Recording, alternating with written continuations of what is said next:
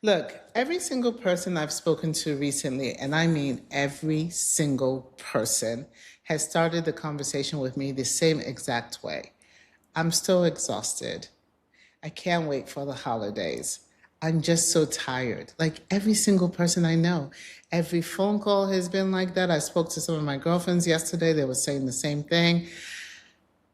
Every message I get is like, I'm really tired. I can't wait for the holidays. Every woman I know. And what's interesting in this is we're all talking about the end of the year as though fatigue or tiredness has an expiry date. We are talking as if, on Christmas Day, Santa Claus is going to come and take away our fatigue. Or on December 31st, we're going to wake up on January 1st. I'm going to be like, I'm no longer tired. It's a new me. And we all know that that's not true.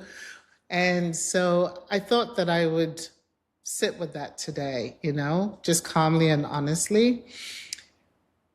I'm not even trying to pretend that I'm going to give you a motivational end of year speech or some goal setting conversation. That's not me. I'm not doing that because people are truly fatigued. It's real and it's not random. This is also the season when people start talking about New Year resolutions. Let me just confess, let me report myself, and let me confess. I am so bad at New Year resolutions. I mean, I am terrible because I'm pretty sure, in fact, I'm 100% sure that there has never been a year where I've made resolutions and I've kept them. Never. So I've come to accept that fact about myself that I don't do resolutions. And it's not that I don't care or I lack ambition or willpower. I promise you, it's not that. I just know that that doesn't work for me. I motivate in other ways.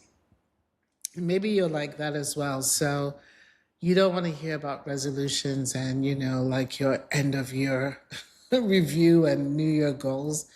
That's not the conversation that I'm going to have today. What I want to do is really just more think about the fact that there's no need to pretend as though January is going to fix something that I didn't manage differently all of last year. Yeah, this is why I don't make resolutions, because I feel like there isn't like you don't step into January 1st from December 31st, this completely new person. And so, since we're not going to be talking about resolutions, which are all about starting new things, I wanted to have a different kind of discussion with you. I wanted to talk about stopping old things, because I think that's sometimes easier to do, Think about it. If you could just take one small piece of mental baggage that you could intentionally leave behind in 2025, what would it be? Would it be an email that you've been thinking about, like, oh my goodness, I need to respond to this email. I haven't responded to this email. And you've been saying that to yourself repeatedly for 6 months. Or maybe it's a task that you've been carrying with you for 9 months. Oh my goodness, can you imagine? Or the quiet guilt of not going to the gym, or saying no to an invitation somewhere. You know what? Today, if you're listening to this today, give yourself permission to declare it done by declaring it undone. I am undoing that mental gymnastics in my head. Because you know what? Like, if you're anything like me, I just remember it's like a buzz in my ear. Like, I just remember, like, oh my goodness, I was supposed to respond to that email. Still haven't done it. Supposed to respond to that email. And it carries a lot of space in my mind and in my head. So I'm giving you permission today we are undoing today. Undone. Let it go. Close the tab in your mental browser. Let's clear the cache, please. I mean, you don't need to carry the small dusty failures of December into January. So let's undo it. Let's exhale. Let's say I'm leaving that behind in 2025. You know what I mean? And I believe that if you've heard me talk about infrastructure before, that for me is a genuine act of support for yourself, like clearing out your mind of all these niggly things that are in your mind, taking up space. We're undoing them. At the end of last year, 2024, I didn't make a resolution. I did not. If I've told anyone the story, you'll know that at the end of last year, I went to visit some friends and I literally sat in the ocean, between the ocean and the swimming pool for like 3 days, just like detoxing. And what I did say to myself was something has to change.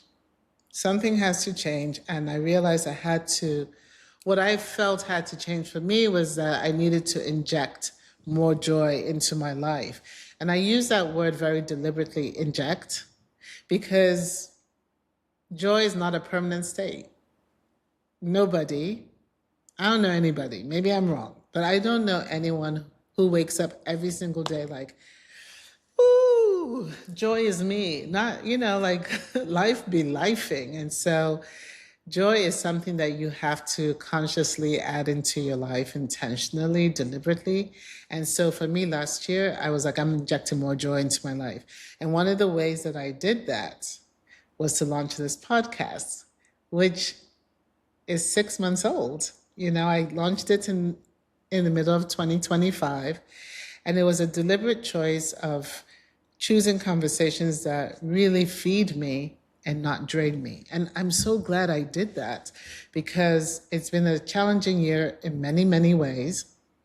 But by talking every other week to you and having honest conversations about leadership and life, that has brought me so much real joy. And I truly want to say thank you so much for that. Thank you for listening. Thank you for just listening to me because it has just given me so much joy. Now, let's come back to the exhaustion, to the fatigue, the tiredness, because I don't think that we're tired just because we're working hard.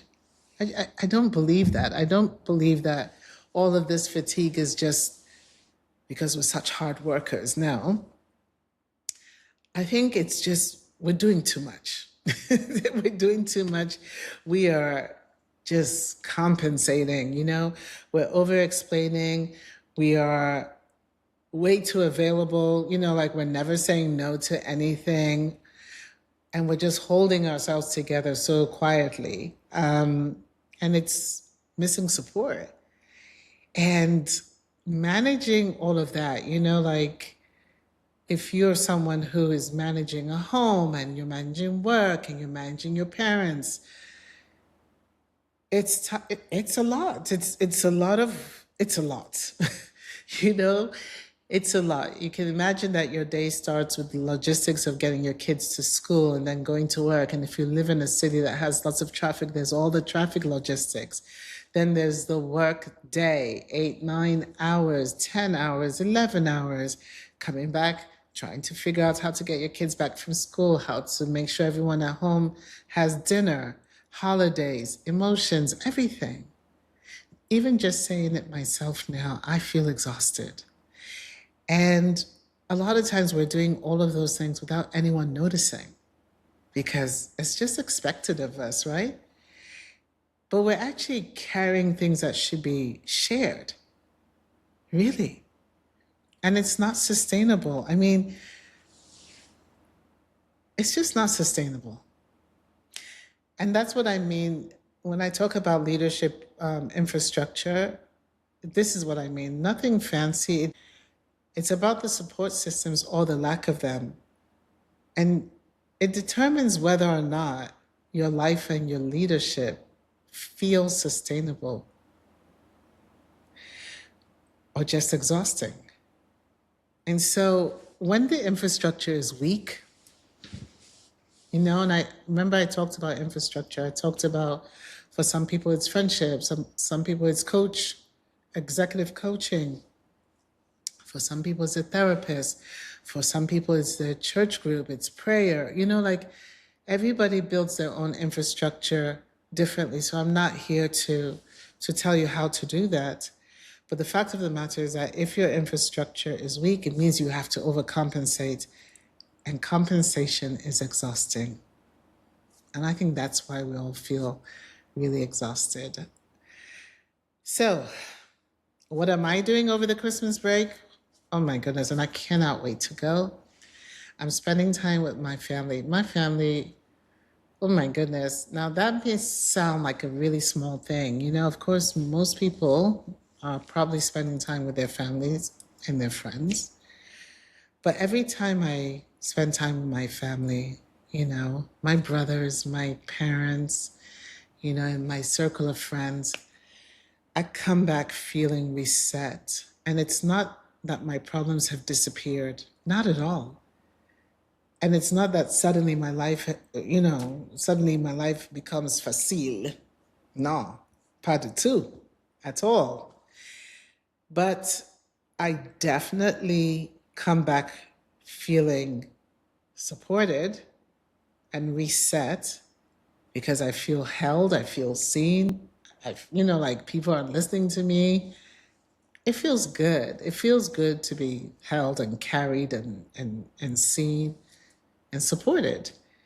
And that's, for me, is my infrastructure. And it reminds me that when we talk about support, because sometimes when we talk about support, we think it has to be something dramatic. No, it doesn't have to be dramatic at all. It can be people in your life. It can be learning to say no. It can be just having a coach. Shout out to Maggie. It can be therapy. It can be rest. Rest as infrastructure. I think I'm going to do an episode on that. And sometimes it can just be dealing with the things that you've been avoiding. That tough conversation, bill payments, things that are nagging you. Sometimes it's just choosing to do more of the things that genuinely make you happy. Like for me, the podcast. So I'm here to tell you that no, your life is not magically going to change on January 1st, but it's not a hopeless situation. Not at all. You can see I'm smiling. You can inject joy. And the way that you can do that is about being more deliberate about how you choose to live. That's a choice. I really believe that. You can decide today that walking around exhausted is not a badge of honor. You know how there's some people who are like, oh, I've worked so hard, I'm so tired. And they're wearing it like a coat, like a beautiful coat, like a badge of honor, like, look at me, I'm so exhausted. We don't want that lifestyle. We don't want that, not for you, not for your family, not for your business, not for your team. You being exhausted doesn't help anyone. And so this is not about resolutions. This is just about being thoughtful and about strengthening the support that you have in your life. And more importantly, about injecting joy whenever you can, consistently, intentionally, instead of waiting for the calendar to do it for you on December 31st or on Christmas Day or whatever day, Like you can inject joy whenever you want. Because if you are tired, and I've heard from so many people, if you're tired, you're not failing. It's not a failure on your part. You've just been carrying a lot, probably. And next year doesn't have to be the same. You don't have to do it the same way next year. It doesn't have to be about doing more. It can be about living and leading in ways that just cost you less. So, inject more joy, strengthen your infrastructure, and as always, thank you for listening. Thank you for listening to the Don't Let the Smile Fool You podcast. I hope you found it really, really interesting. But more importantly, I hope you're still smiling. See you soon.